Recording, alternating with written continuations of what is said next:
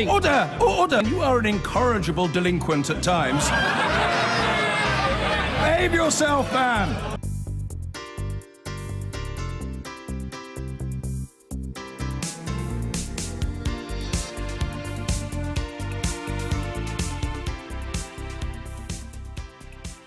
"2017 was one of the deadliest years for transgender people in the United States, with most victims from the South, and many feel their struggle for acceptance has gone backwards under Trump.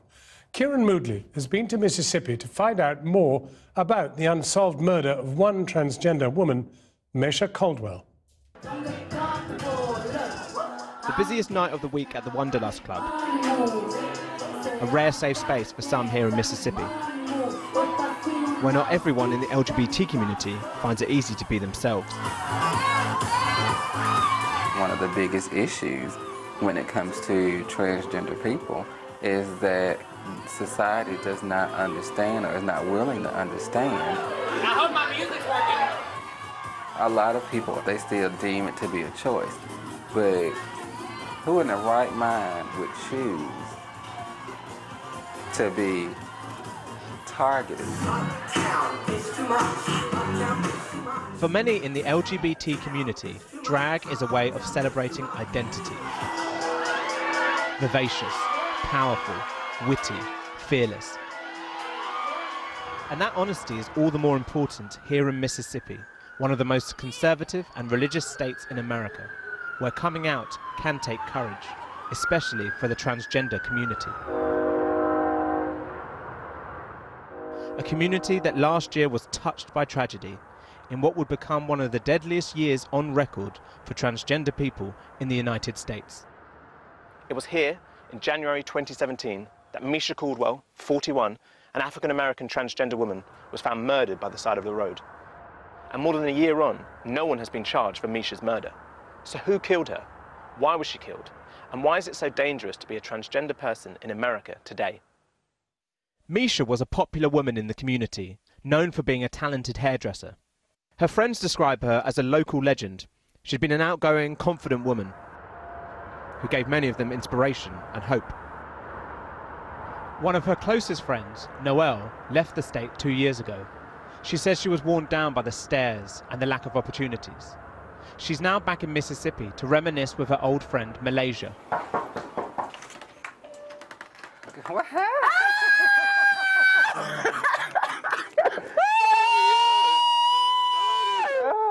As they try to understand what exactly happened to Misha. You look good. Thank you, sis.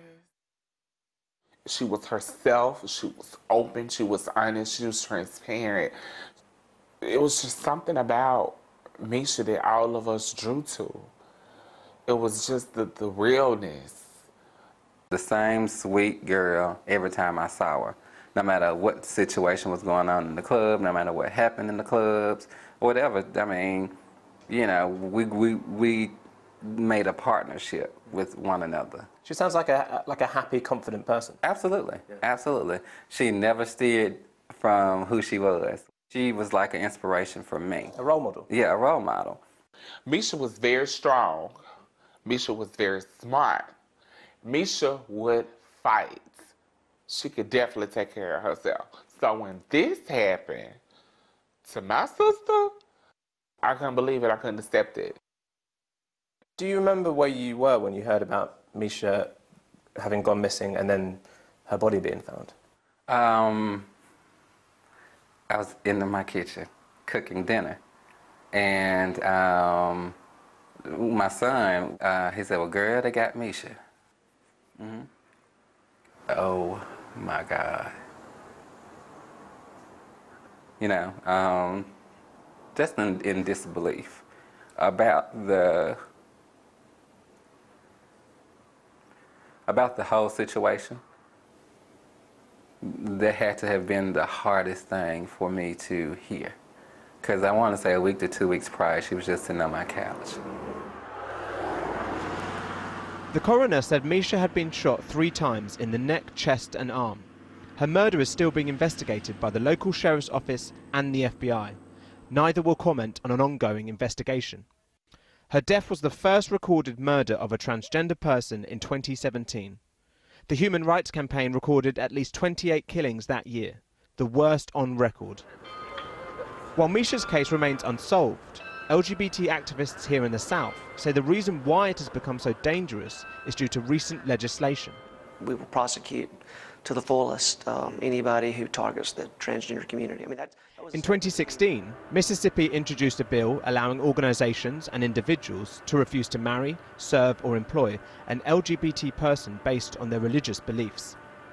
I think a lot of people have felt emboldened by the kind of anti-LGBTQ legislation that we have experienced. So you see a direct line from legislation to violence? Absolutely. I do believe that not just the legislation, but I do believe that the kind of rhetoric and the coarse conversation, the coarse talk that we've heard from the person who was a candidate and then became our president has definitely fueled the fire here in Mississippi.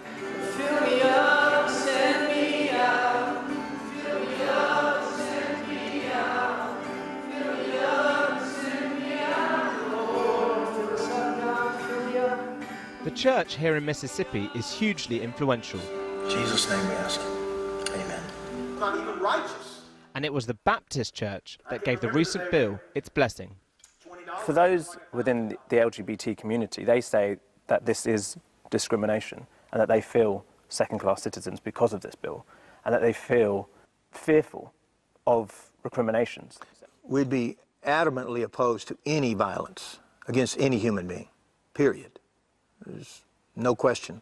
It's wrong, wrong, wrong. Has been, will be, always will be. But that does not suggest that we would think that we should compromise on this issue for ourselves. The bill in no way empowers prejudice.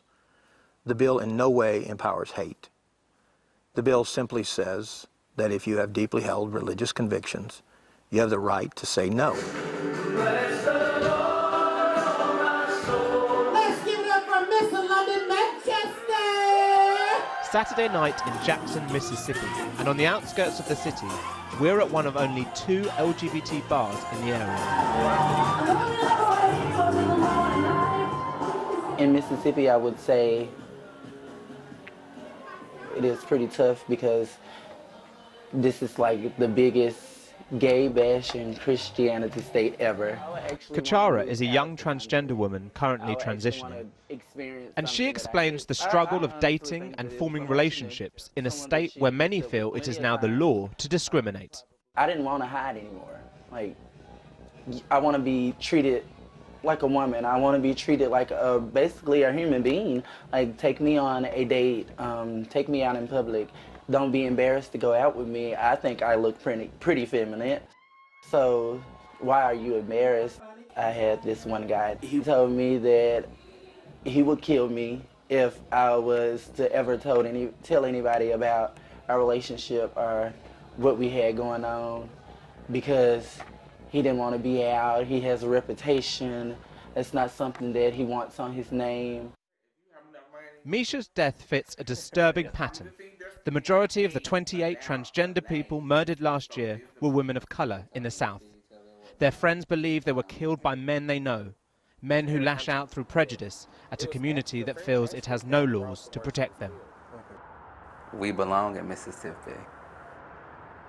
I mean, this is my home. I've been here almost 40 years.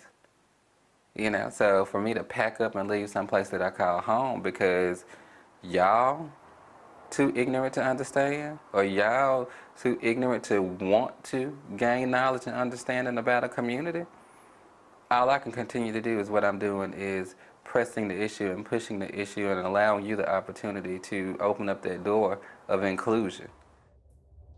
Well, since we filmed with Malaysia, the last person speaking there to Kieran Moodley in his report, she has decided to leave Mississippi. She tells us she hopes to find a safer, more affirming environment for her and for her work in transgender education and advocacy.